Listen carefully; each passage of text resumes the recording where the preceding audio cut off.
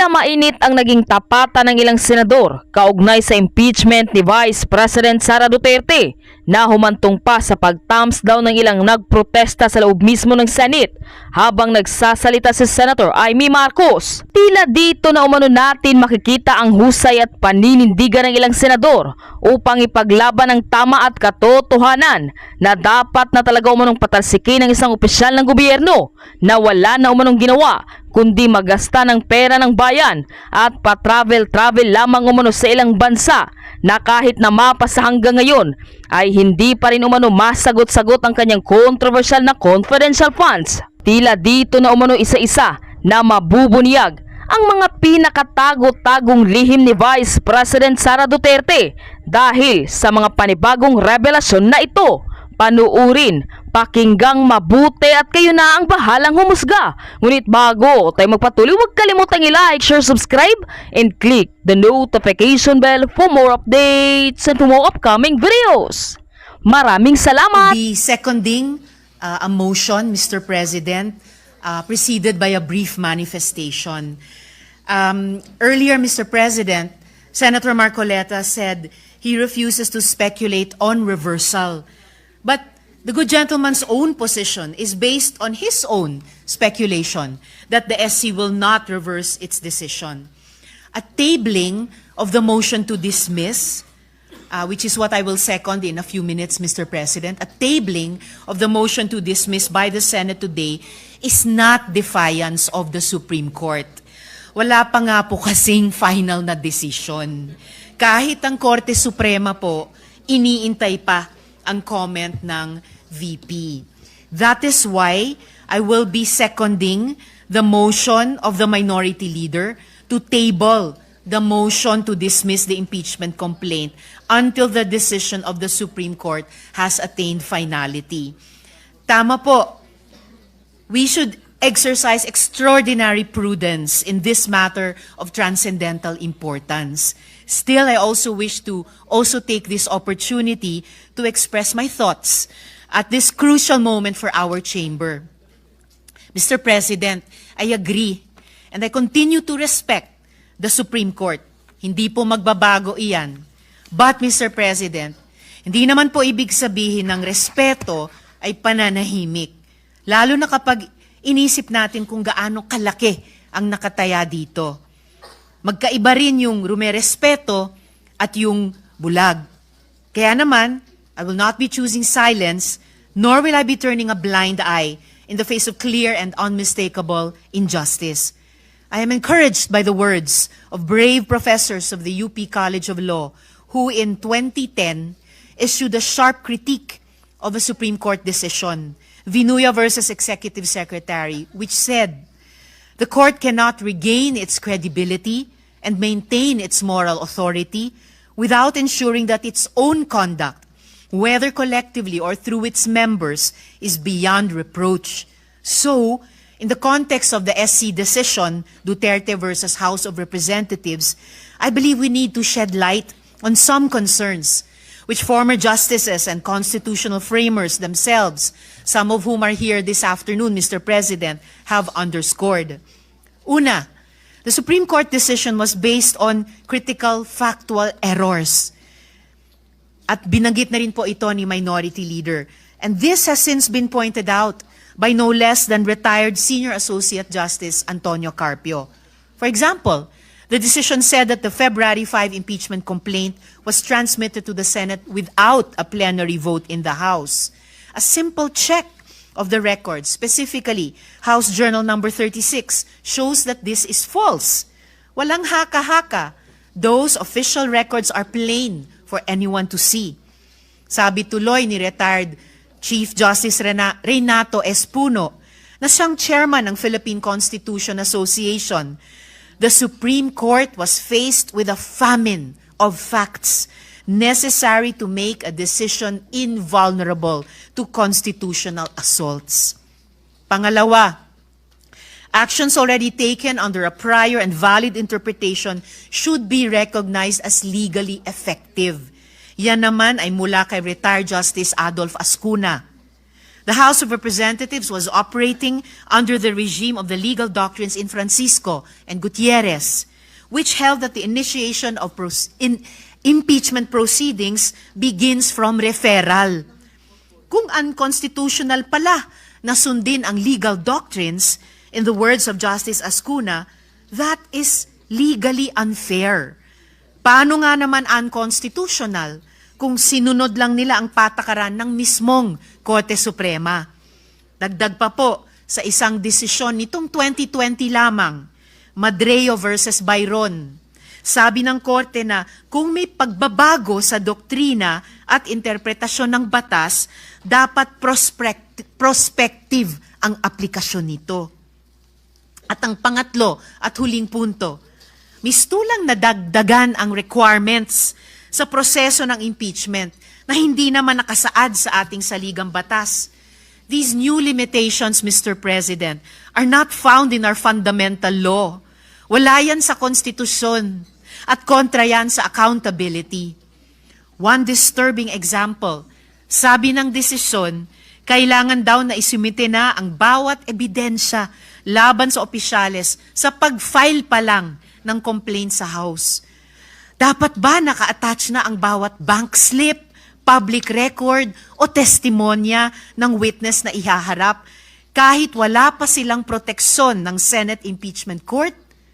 Ang tanong tuloy ng marami, realistic ba yan? Paano kung ang impeachment ay laban sa mataas na opisyal na kayang-kayang magtago ng ebidensya o manakot ng mga potential witness? Bakit humaba yata ang checklist ng proteksyon para lang sa impeachable officials? Samantalang ang taong bayan na nagtatanong, na naniningil ng pananagutan, sila pa ang pinahirapan. Sila pa ang nadagdagan ang requirements. Ayon sa Korte Suprema, an official facing impeachment does not stand to lose fundamental constitutional rights such as life, liberty, or property. Hindi buhay, kalayaan, o pag-aari ang inihahabla sa impeachment. Kung ang usapan naman ay due process, hindi ba't ang mismong impeachment trial na nga ang mismong venue para doon? Maririnig ang dalawang panig. May ebidensya, may magdedepensa. That is due process. So what are we afraid of? At dahil nandito rin po sa gallery ngayon, Mr. President, ang isa sa mga constitutional commissioners na si Christian Monsod, di lalo po akong confident na mag-take exception sa isang sinabi kanina ng good gentleman mula sa Taguig at Pateros na dapat mahirap ang proseso ng impeachment. Kontra po doon ang pananaw ng Constitutional Commission kung mababasa po natin ang records ng deliberations ng komisyon, partikular sa panig ni Commissioner Regalado. Muli, patuloy nating nirerespeto ang Korte Suprema. Pero pwede mong respetuhin ang isang institusyon habang nagtatanong at pinag-uusapan ang kanyang desisyon. In Firestone Ceramics Inc. versus Court of Appeals, the court conceded that it is not infallible. Should any error of judgment be perceived, sabi nila, it does not blindly adhere to such error. In this jurisdiction, rectification of an error more than anything else is of paramount importance. In the 2010 letter that I mentioned earlier, the UP law professors said that the position of the Supreme Court as the final arbiter of all controversies requires competence and integrity completely above any and all reproach. A breach of these values, the professor said, does violence to the primordial function of the Supreme Court as the ultimate dispenser of justice. And the UP Law Dean who led that letter to the Supreme Court, walang iba po kundi ang nagsulat ng desisyon na ating pinag-uusapan. Dear Mr. President, dear colleagues, I believe this decision is of the highest public interest, whose consequences will echo through time and history. Maraming taon mula ngayon, pag-aaralan at hihimayin ito ng lahat. mula sa mga estudyante, mga journalist, mga political analyst, mga academics, at higit sa lahat ng ating mga kababayan. One day, and this day will come, history will judge all of us based on our actions today, August 6, 2025. When history comes to remember, let's hope we stood where it mattered, that even in the face of doubt, we did what was right and just.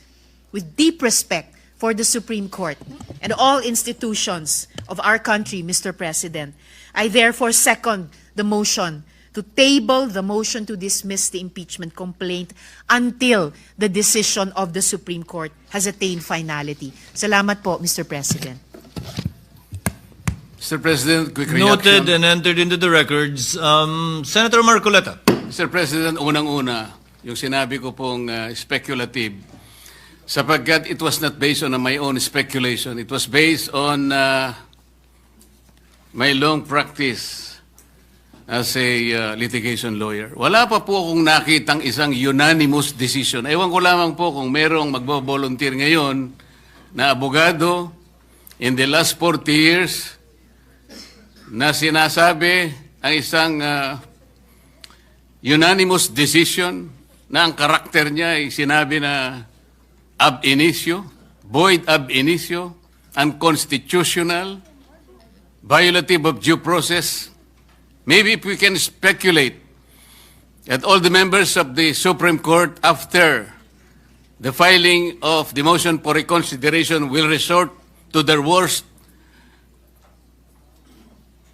will resort to the worst angels of their nature. Maybe, baka ganun lang. What do we expect? We expect that 8 of them will reverse themselves altogether? Kung sakasakali naman po na in-archive natin or whatever word is applicable at sinabi under miraculous circumstances, sinabi ng Supreme Court, we are all reversing ourselves. E di continue natin. Anong problema?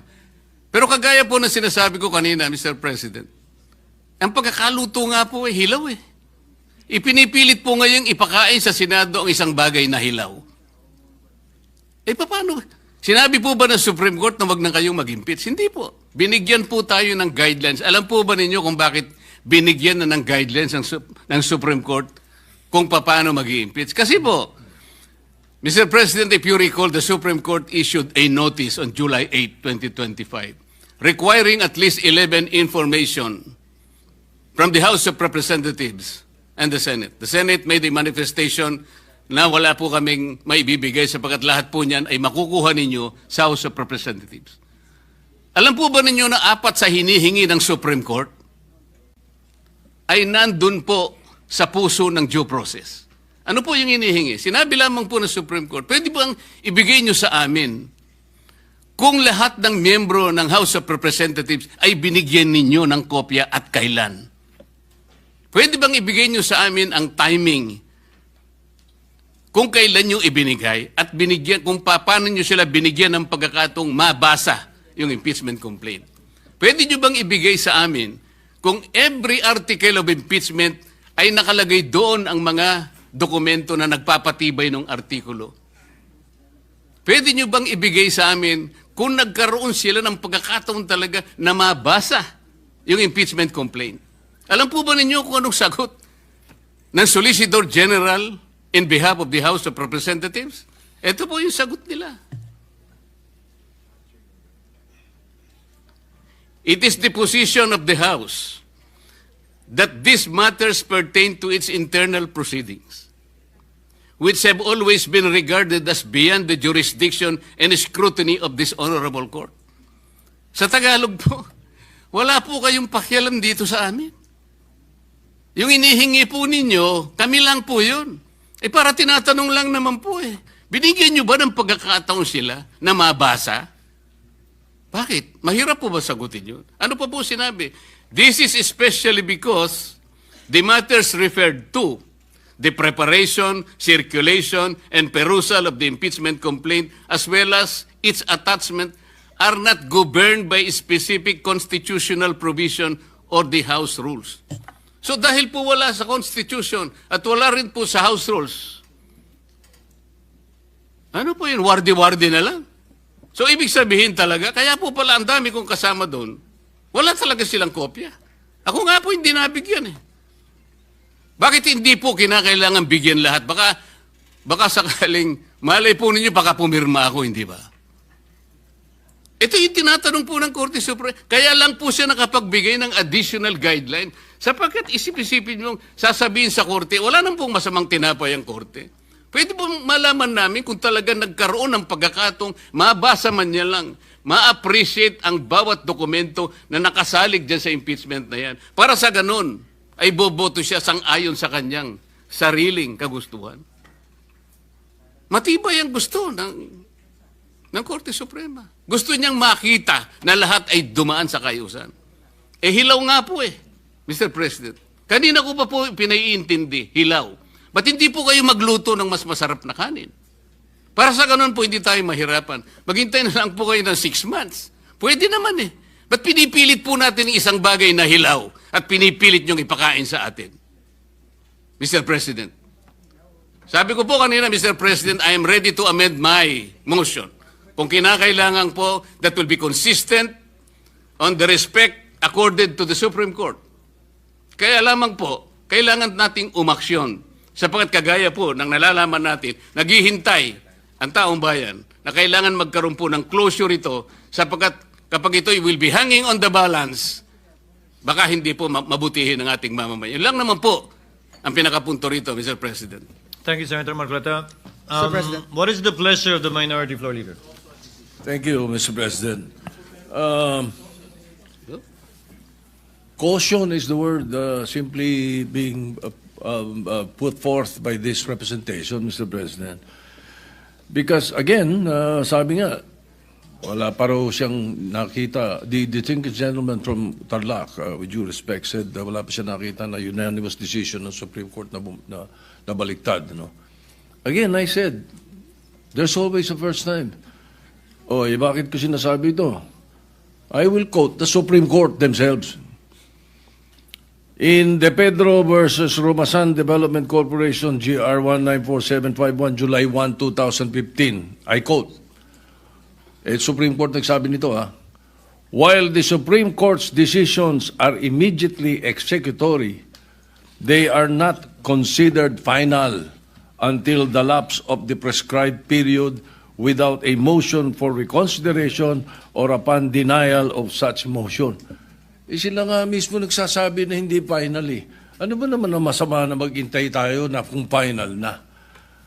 For all you know, I might vote on the motion to dismiss. Hindi ba? If there is such a motion, because according to Senator Lacson, it does not exist in the Senate. It exists in the impeachment court.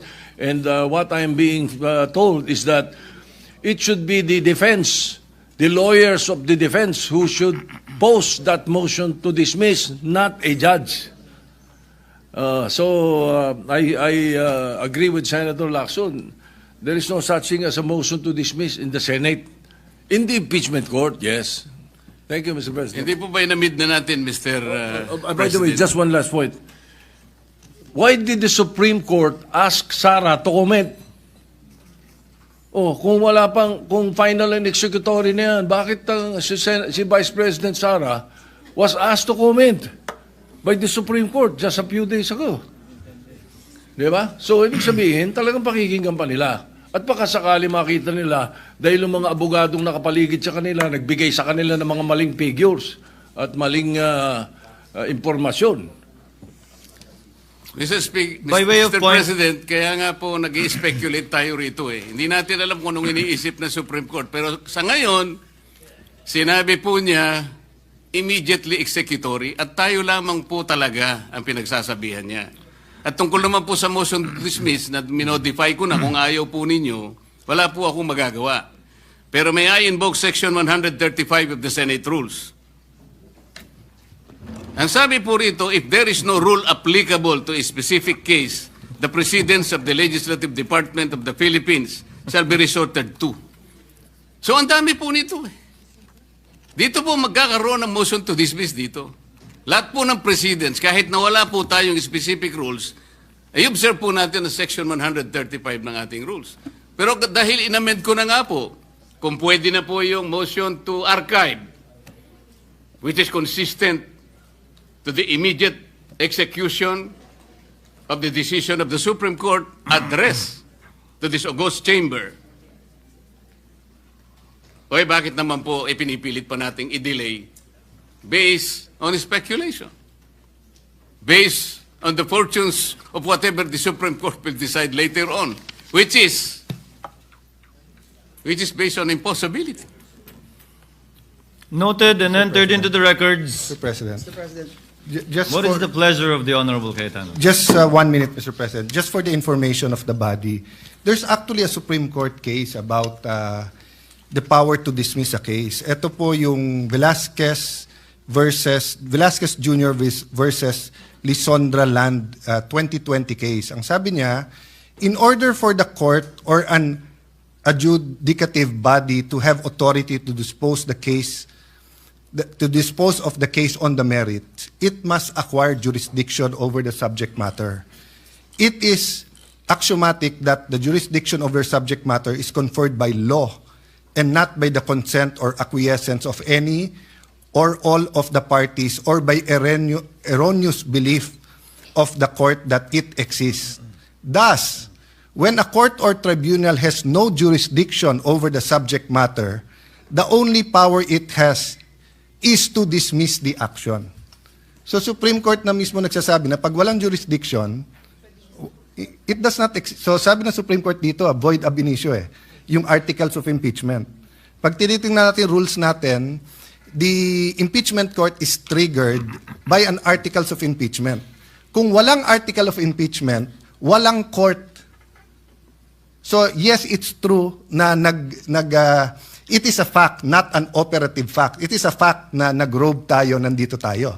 It is not an operative fact na meron tayong jurisdiction doon. Lastly, Mr. President, sa Rule 39, Section 4, judgment not stayed by appeal. Judgments in actions for injunction, receivership, accounting, support, and such other judgments that are now or hereafter be declared to be immediately executory shall be enforceable after their rendition and shall not be stayed by an appeal.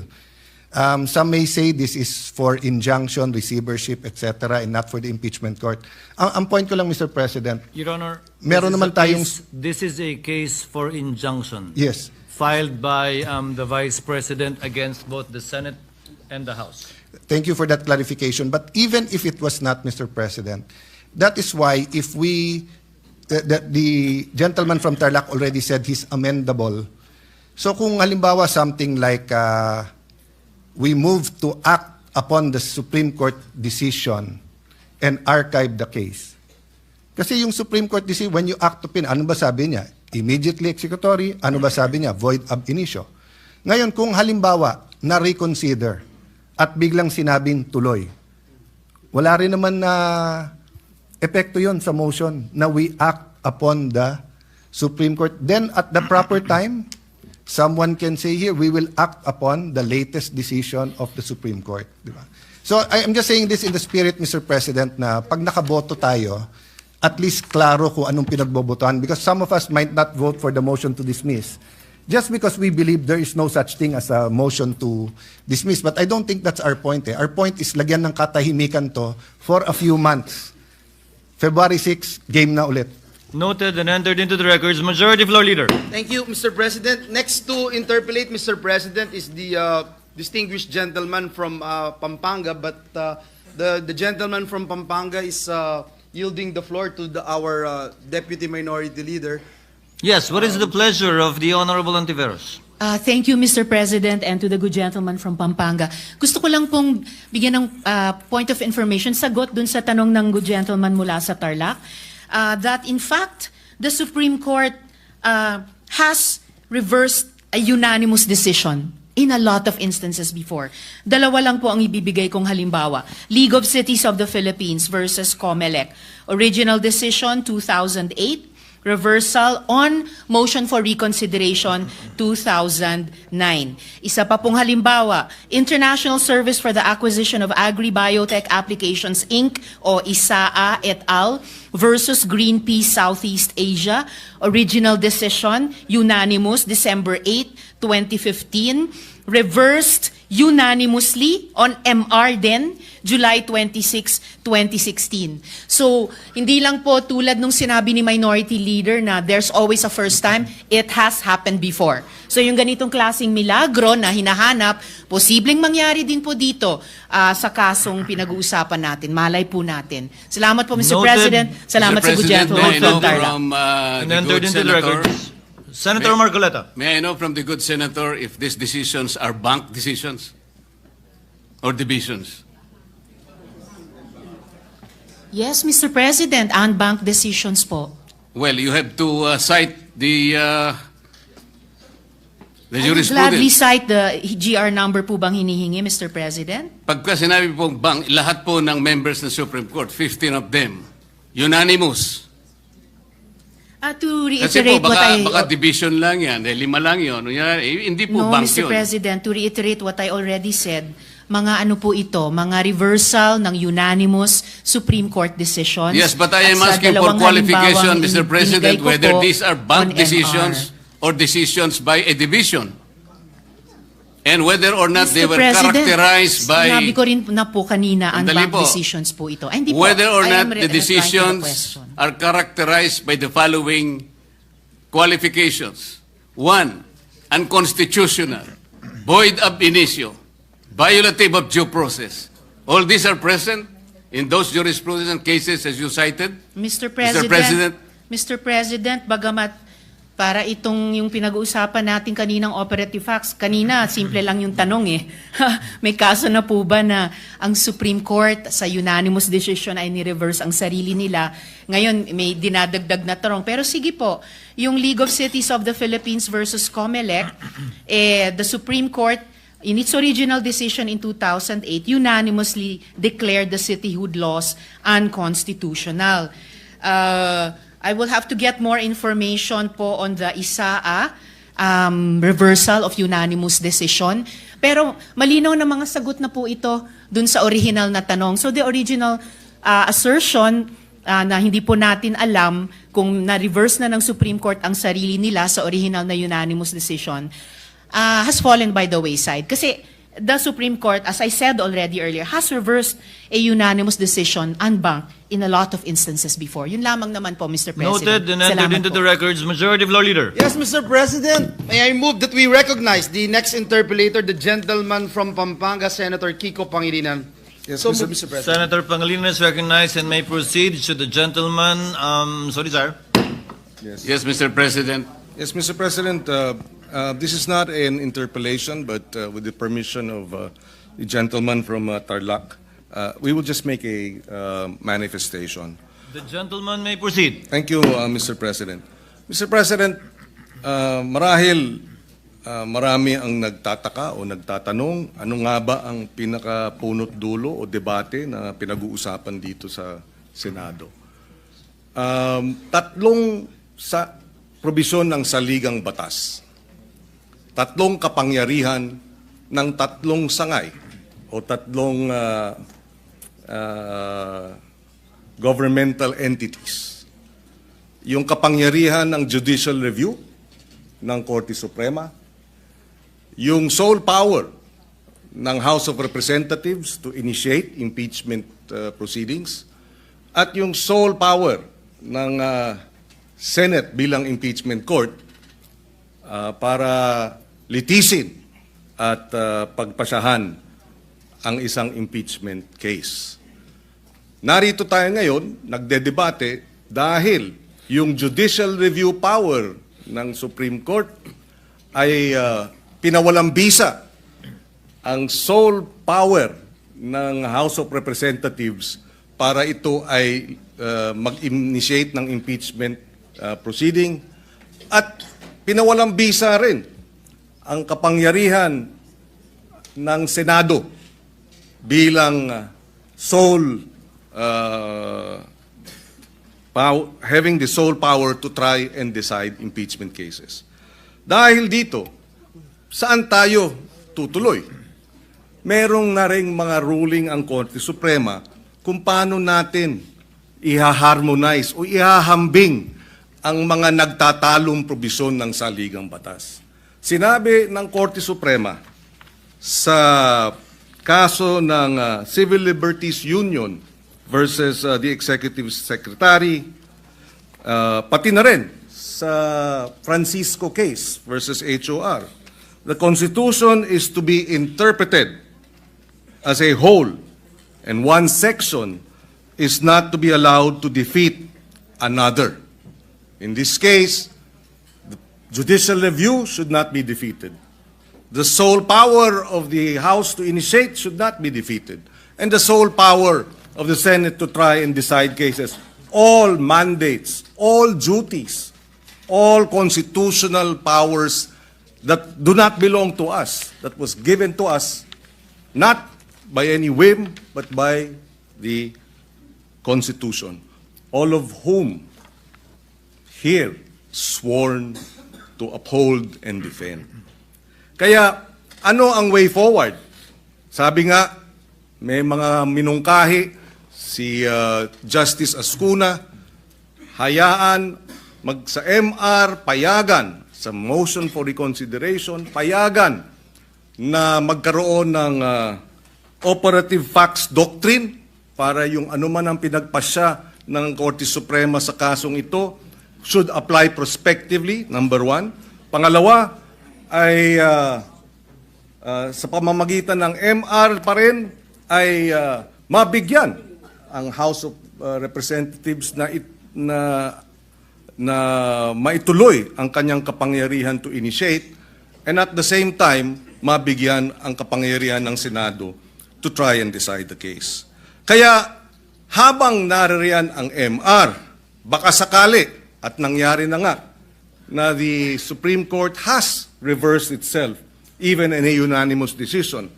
But even assuming it does not reverse itself in this case, the Supreme Court may modify its ruling. And therefore, if it modifies the ruling, assuming that it modifies but does not reverse itself, should we not await the resolution of the motion for reconsideration before we vote?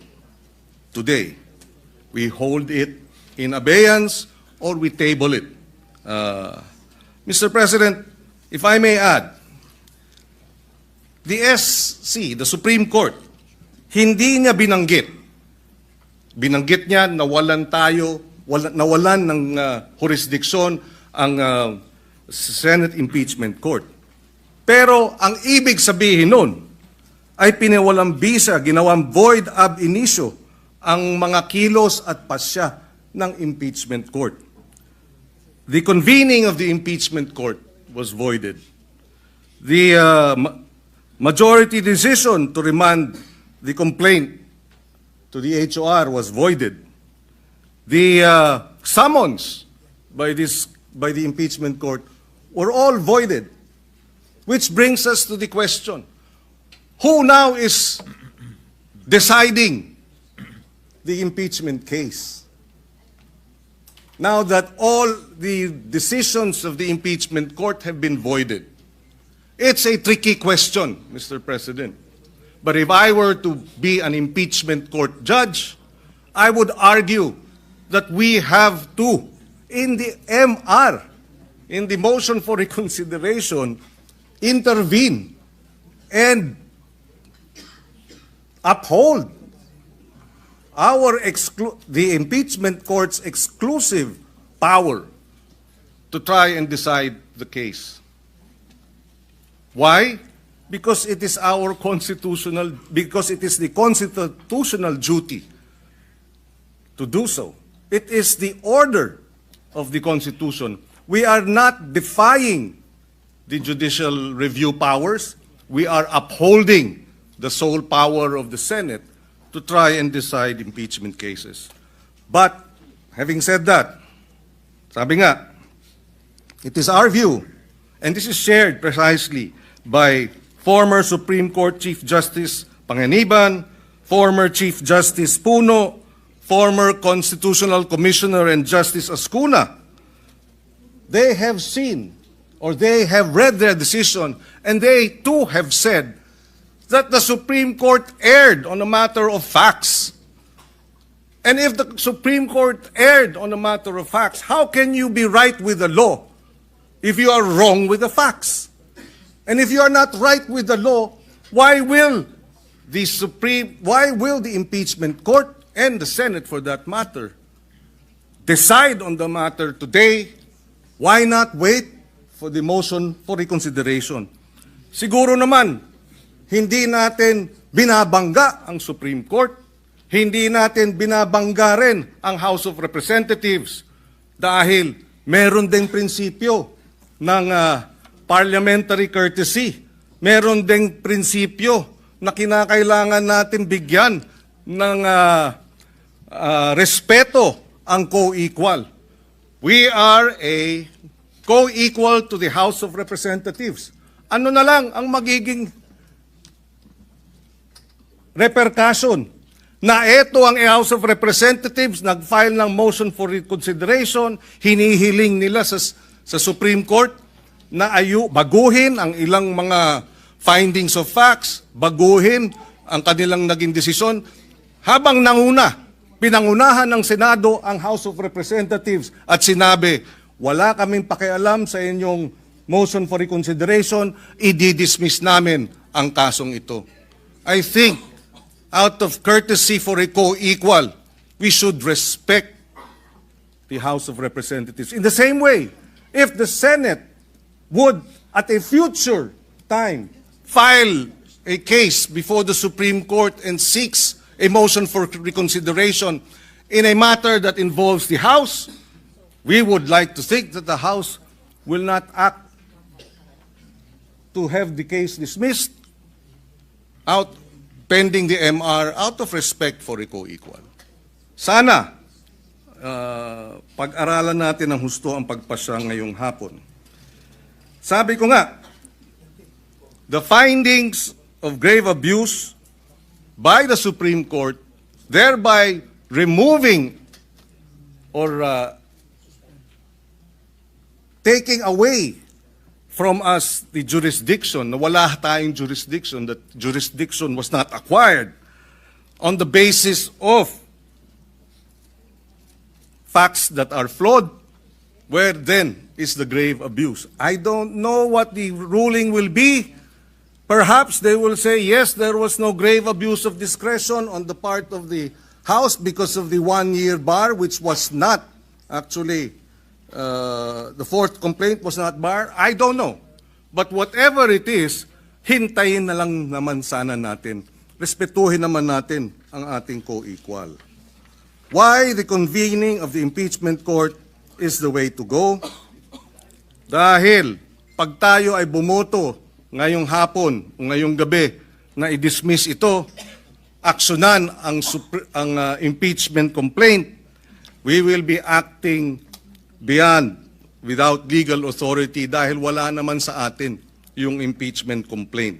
Wala namang kapangyarihan ang Senado in plenary, ultra vires, without legal authority, ang magiging desisyon natin. One final point. In the Corona impeachment trial, nang himasok, nag-TRO ang Supreme Court para sa mga bank accounts. Ano ang ginawa ng Senate Impeachment Court?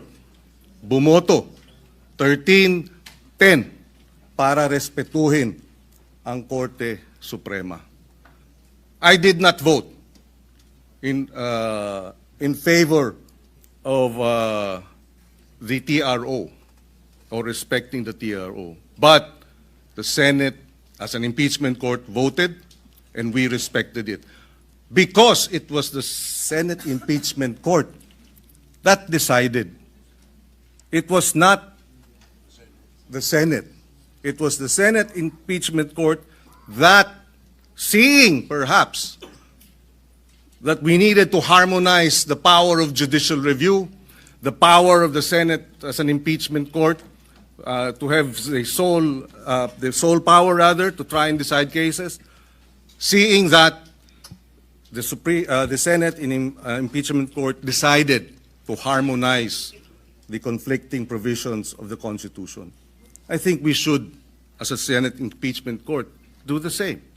Kung ipagbobotohan na respetuhin ng Korte Suprema para walang constitutional crisis, so be it.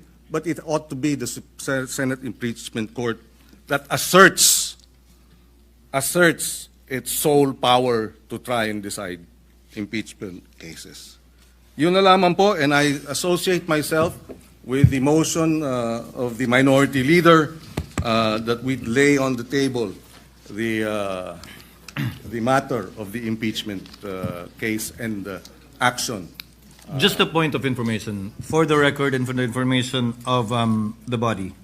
Chair confirms the manifestation earlier of Senator Cayetano with respect to Section 4, Rule 39 of the Rules of Court that says that decisions of the court are not immediately executory unless the decision says so.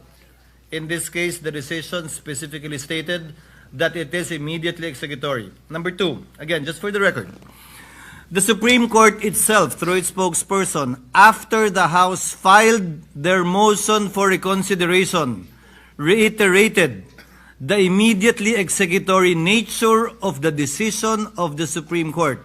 And finally, the Supreme Court's own internal rules states that the entry of judgment shall be the date such decision or resolution becomes executory unless the court directs its immediate execution. I am quoting and citing AM number 10-4-2-20 rather SC, specifically section 16, rule 16 rather, section 1. So there are conflicting authorities with respect to the opinions raised by the various members. Senator Marcoleta, what is your pleasure? Just a quick reaction, Mr. President, on the manifestation of Senator Pangilinan. In the exercise of the Supreme Court's judicial review, wala po siyang dinidefeat doon. Hindi niya po kinukuha yung sole power of the Senate to try and hear impeachment cases. Hindi rin po niya kinukuha yung exclusive authority ng House to initiate impeachment. Dito po sa desisyon na ito, kung kinakailangan ulitin po o ulit-ulitin pa, ang sinabi lamang po ng Supreme Court, yung process, yung procedure hindi natupad. Ang dami po niyang hiningi, kagaya po ng binanggit ko na, ayaw pong ibigay. Yun naman pong mga tuntunin ay hindi naman po sinunod. Katulad nga po nung immediate referral, yung pag-refer sa Committee on Justice, yun pong pag-include sa order of business at pag-archive, mali din po sapagkat hindi naman po 10th session day yun 11th session day. Katakot-takot na paglabag po ang aking pong inihayag sa hapong ito. Wala naman pong gustong magpatibay at o kaya sansalain o kaya sabihin na mali ang aking sinasabi. Andito po yung kopya ng order of business na pinagbasihan ng Solicitor General na kung saan sinasabi po niya na yung 4 na impeachment complaints in-include daw po sa order of business. Tingnan po ninyo, wala kahit isa. Ang ginamit po nila ay journal, hindi po yung order of business na kung saan ginamit lamang po na additional reference of business. Ngayon po, yung operative pact na sinasabi natin, hindi rin po pwedeng mangyari yon sapagkat ang pinakabasihan po noon ay equity and fairness. Paano po yung fairness dito? Sari-sari nga pong violation, kaya nga ang paghahanilin tulad ko na nga, parang nagsaing ng kanin, talagang hilaw po Bakit ipipilit natin? Ang alternative lang po, Mr. President, gawin po natin na tama. Iluto po natin ng tama para hindi tayo magkahirap-hirap dito. Isip-isipin po ninyo, sinasabi ng ating Constitution, isa lamang pong impeachment proceedings ang pwedeng i-initiate sa isang opisyal ng gobyerno at hindi po pwede ang 2 beses sa loob ng 1 taon. 4 na beses po ang ginawa nila. At kunwari, in-archive po yung 3 para lamang palitawin na 1 lang ang nabuhay. Nasaan naman po yung katwiran? Kung sarili pong tuntunin, ayaw pong sagutin. ayaw pong talimahin, pagkatapos ipipilit po natin, sapagkat nag-MR sila, ano po ang kasaysayan ng MR? Sabi ko nga po, napakasimple po nung one-year ban rule ng Supreme Court. And the Supreme Court is not even obligated and expected to conduct a microscopic, a forensic and scientific scrutiny of this provision where the pertinent language and the relevant meaning is as clear as daylight, Mr. President. Ano po yung gagawin? Hihintayin po ba natin kung ano ang magiging kalalabasan po ng MR na sa akin pong palagay, hindi po speculation, sabi ko nga po. Unanimous decision and bank decision ab initio, unconstitutional, violative of due process, immediately executory. Sino po kaya kahit isa man lang na miyembro ng Korte Suprema ang magtatangka na i-reverse niya yung sarili niya? Dun po yung speculation dito. Ngayon, nakikinig po ang taong bayan, Mr. President. Nakadepende po ba ang aksyon natin? Doon po ba nakahang ang gagawin natin sa isang motion for reconsideration na sa aking palagay, matibay po ang aking palagay sapagkat this is borne out by my experience of more than 20 years of legal practice, Mr. President. Yang ibig lang sabihin nung immediately executory, sige, pwede kang mag-file ng MR. But you are wishing for the moon. Sumusuntok ka sa hangin. Yun po ba ang basihan natin? Kaya hindi tayo makapag-desisyon, Mr. President? Sana mayroong mas matibay sanang desisyon. Meron sanang mas matibay na katuwiran. Hindi yung pong nakasalig po sa hangin. Nakasalig po kung puputok ang bulkan o hindi. Hindi po yata gano'n. Ang gawain ng Senado, Mr. President. Tinangka ko na nga pong i-amend. Kung ayaw po ninyo yung motion to dismiss any other language that will put to rest this issue in obedience and in complete respect to the last word of the Supreme Court, it being immediately executory, Mr. President. What is the pleasure of Senator Aquino? I saw him raising his hand earlier.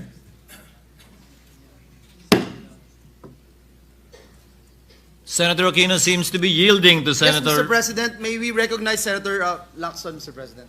Thank you, Mr. With the President. permission of Senator Aquino, Senator Lacson is recognized. Thank you, Mr. President. Gusto ko lamang pong itama ang misimpression that may have been created by the interpretation of the Honorable Marcoleta do sa Section 135.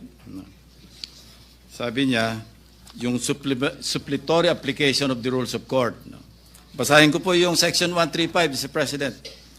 If there is no rule applicable to a specific case, the presidents of the Legislative Department of the Philippines shall be resorted to. And as supplement to this, the rules contained in Jefferson's Manual, Riddick's Precedents and Practices and Hinds Precedents. Wala naman po ako nakita doon sa enumeration na rules of court. Di ba po sabi ng mga abogado, di ba yung expressio unius est exclusio alterius. What is expressly included excludes all others. So wala naman pong rules of court. Kaya gusto ko pong itama yung medyo hilaw pong interpretation ng ating Honorable Marcoleta. Maraming salamat po, Mr. President. Noted. Mr. President, may we recognize Senator Bam Aquino has been waiting for his turn to interpolate the gentleman from Tarlac. Senator So moved, Aquino Mr. is President. recognized and may proceed.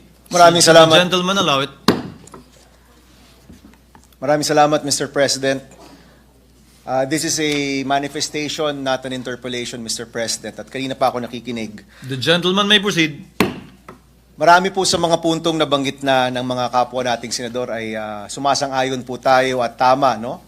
Napag-usapan na po ang independence ng Senado, kung gaano kahalaga ang papel na ginagampanan natin sa ating bansa, sa checks and balances ng ating gobyerno. At alam rin naman po ng mga kasama natin na sa caucus, sinabi ko rin po na ang posisyon ko ay dapat mag-convene ang impeachment court at doon magdesisyon kung ano ang mga susunod na hakbang pagdating po sa impeachment case. No? That's known to everyone. I've said that in the media. Mr. President, in our history, nagkaroon po ng mga panahon na ang Senado ay nag-assert ng kanyang independence bilang isang co-equal branch of government. Nangyari po yan many times. I remember in the 90s, kahit po ang executive, at that time, President Cory Aquino, nagnais na manatili ang US bases dito sa ating bansa. Yung Senado, nanindigan, kahit puro kaalyado, kahit puro kakampi at kamag-anak nasa Senado, nag-decide pa rin yung Senate to assert its independence and to do away with the US bases. Nangyari po yan many times in our history, Mr. President. Kaya palagay ko, yung role ng Senado napakahalaga pagdating sa pagpapanatili ng checks and balances. And Mr. President, marami tayong tungkulin. May tungkulin gumawa ng batas, may tungkulin sa pagbuo ng maayos na budget, may tungkulin ng oversight, pero meron din pong tungkulin pagdating sa pananagutan or accountability. At yun po yung sole power to try and decide all cases of impeachment. Ang posisyon ko, Mr. President, at nabanggit rin ito ng iba nating mga kasama, ay mahalagang i-assert natin ang ating independence. Mahalaga po na itong papel na ginagampanan natin sa ating Constitution ay pahalagahan po natin. Mahalaga po na manatili ang independence ng ating Senado bilang isang co-equal branch of government. Mr. President, posisyon ko rin po na nagsimula na ang impeachment proceedings. Nag-robe na po, nagsimula na, merong summons na binigay, may response na po si Vice President Sara. Kami pong mga bago, may mga robe na rin po, pero hindi pa po nadudumihan. Hindi po magagamit, no? Ang posisyon ko po, mag-convene ang impeachment court at doon natin i-decide ang mga bagay-bagay na ito. Mr. President, may dalawang bagay rin na nailabas, no? Na hindi pa siguro na pag-uusapan. Let me read, Mr. President, Article 9, Section 3 of our Constitution, Accountability of Public Officers. In case the verified complaint or resolution of impeachment is filed by at least one-third of all members of the House, the same shall constitute the articles of impeachment and trial by the Senate shall forthwith proceed. Wala pong dagdag po dito. No? Dito po sa gallery, kasama ho natin dalawang framers of our Constitution. Nandito po si Professor Ed Garcia at si former Chairperson Christian Munsod. Kanina po, nagbubulungan kami. Sabi ko, nung ginawa nyo to, bakit parang ganun kasimple? Simpleng-simple lang, ito lang. At sabi nga po nila, noon daw, 1/2, 2/3, binabato 1/2 sa deliberation, nag-end up sa 1/3.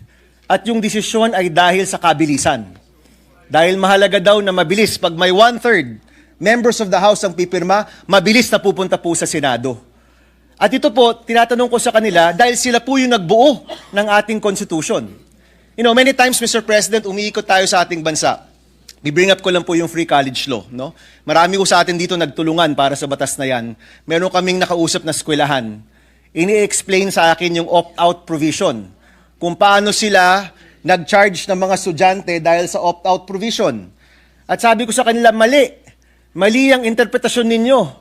Yung interpretasyon ninyo, wala yan sa aming intensyon. Ang intensyon po namin, libre ang kolehiyo sa mga kabataan. At nung nag-argumento po sa akin, ang sabi ko, mas alam ko yan kasi ako ang nagbuo ng batas na yan. Mas alam namin yan dahil kami ang nagsulat ng provision na yan. In the same sense, Mr. President, the framers of our Constitution, mas alam po nila. Mas alam nila kung ano yung intent ng ating Constitution. Wala pong labis, walang dagdag. Many times, Mr. President, tinatanong tayo, usually pag campaign time to, tinatanong kami, Mr. Senator, hindi ba dapat merong educational attainment requirement yung pagiging senador? At sinasabi ko po lagi, wala, kasi wala po yan sa ating konstitusyon. Wala pong dinagdag, wag tayong magdagdag nang wala pong nakasaad po dyan. So gaya po niya, no, binabanggit ko lang po dito dahil na pag-uusapan, may mga dinagdag na mga procedure. Alam ko po, siguro, tama po ang sinasabi ni Senator Marcoleta, baka maganda naman ang intensyon ng Supreme Court. Pero aminin na po natin, wala po yung ibang mga bagay dyan dito po sa ating konstitusyon. Pangalawang punto, ito po, hindi rin po nagpag-uusapan pa. nabanggit po dito, wag na tayong lumaban kasi matatalo rin naman tayo. No?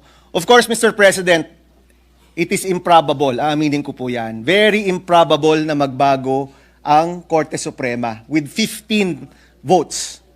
But it's not impossible. Improbable at impossible, magkaiba po yan, firstly. But secondly, Mr. President, may mga panahon na kahit alam nating matatalo, kailangan pa ring lumaban. Tayong lahat po dito, dumaan po dyan. Ako po, dumaan rin po dyan. Kahit mukhang mahirap, kahit mukhang matatalo, kailangan lumaban pa rin.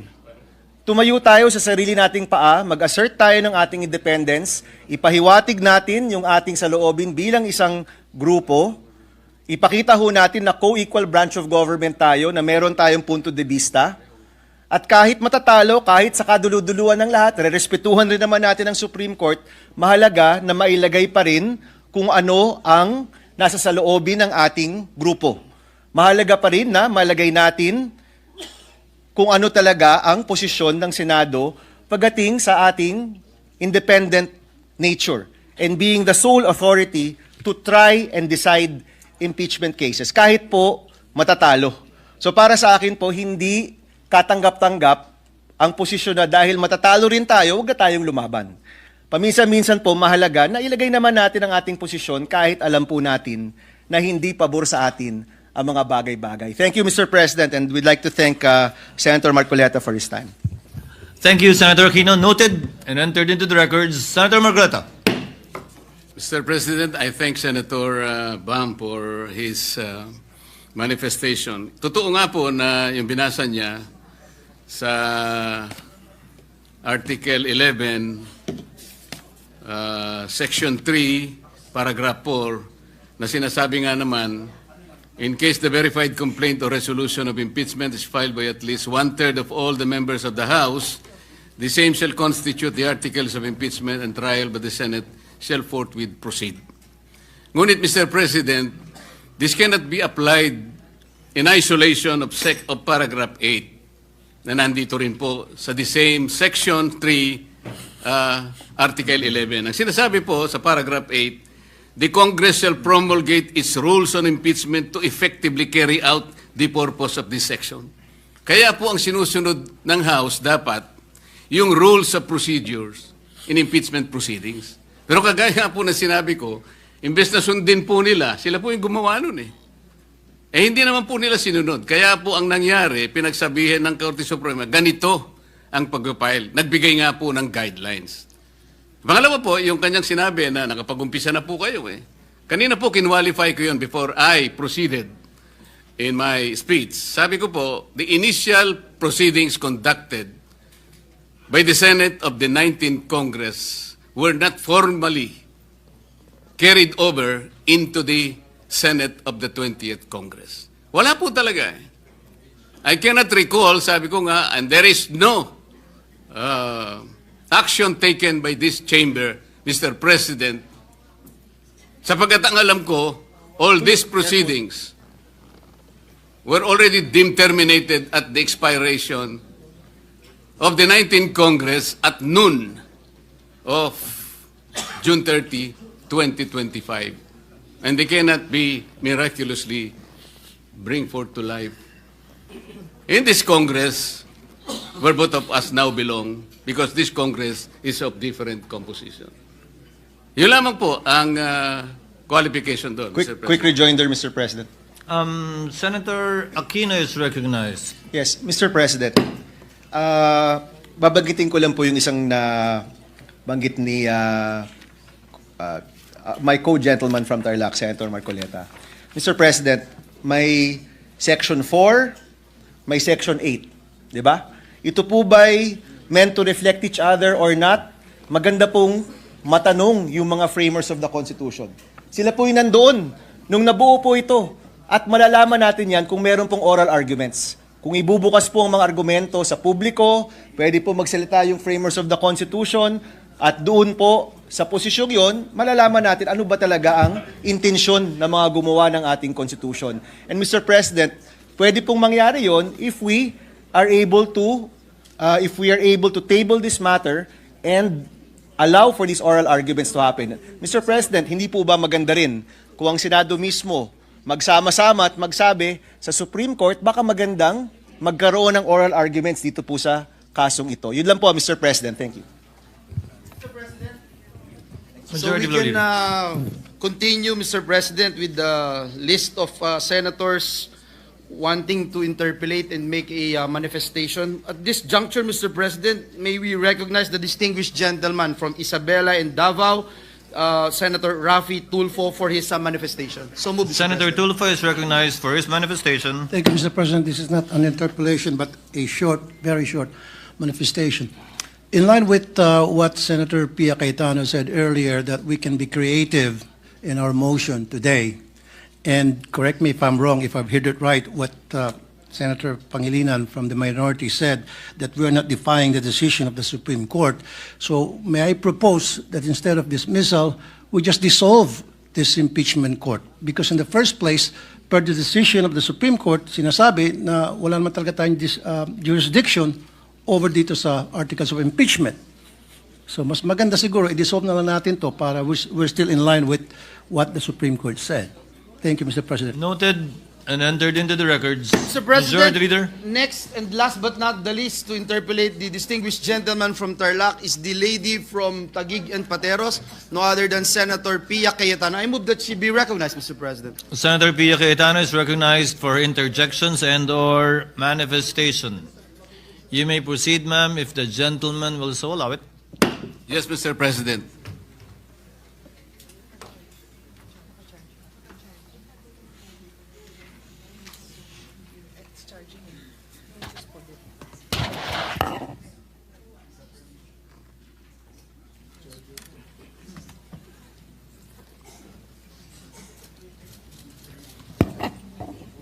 Thank you, Mr. President. With the permission of the proponent, Senator Marcoleta, I would like to Yes, Mr. President. make a few observations and then perhaps ask His Honor's opinion on these matters. Please. Thank you. So, Mr. President, I'm reading directly from the case Duterte versus House of Representatives. Page 95. It states, the subsequent filing of the articles of impeachment under Article 11, Section 3.4 against Vice President Sara Z. Duterte and its transmittal by the House of Representatives to the Senate of the 19th Congress is considered to be a separate and distinct mode of initiating the impeachment process. The articles of impeachment are declared barred by Article 11, Section 3.5 of the Constitution.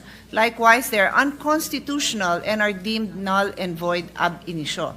Consequently, the Senate did not acquire jurisdiction to constitute itself into an impeachment court. This decision is immediately executory. It shall be deemed served on petitioner and released upon publication on the Supreme Court website and receipt of the parties of their digital copy in accordance with AM number 250516 SC, or the guidelines on the transition to electronic filing in the Supreme Court. So, I read this into the record, Mr. President, because I'd like to emphasize a few key phrases. The Senate did not acquire jurisdiction to constitute itself into an impeachment court. I'll start with that one, and then the second one is this decision is immediately executory.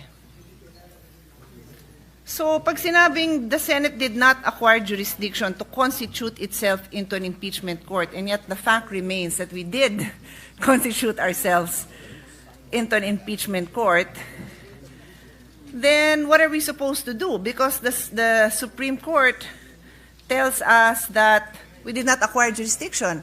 As most lawyers, well, all lawyers should know, when the Supreme Court tells another body, usually it's the lower court, or sometimes it's a government agency, and the case was by our accepted rules elevated to the Supreme Court. They tell them you have no jurisdiction. The only thing you do is, what do they call it? There's a term, you have residual powers. And those residual powers basically simply allow you to dispose of the case as per instructions of the Supreme Court. Is that the understanding of His Honor? Yes, Mr. President. Actually, residual powers apply also under Section 135. Yun po yung sinasabi ko kanina. Hindi ko po sinabi kanina na I am invoking that because the rules of court are there. Hindi po yun. Kasi legislative department po ang sinabi ko doon. Kasi wala pong applicable rules. Pwede po yun, ma'am, Mr. President.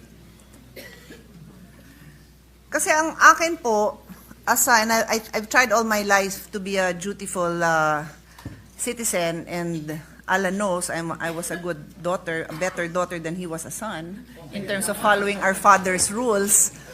Pag sinabing, hindi mo pwedeng gawin yan, wala kang karapatan na gawin yan, hindi ko gagawin yon. At kung ginawa ko yon, babawiin ko. Kasi nga sinabi sa akin na wala akong karapatan na gawin yon. So, yun ho ang iniintindi ko. I am one of 5, tama bang bilang ko, 5 lawyers here in the Senate. And I'm trying to do my job as a senator and as a lawyer.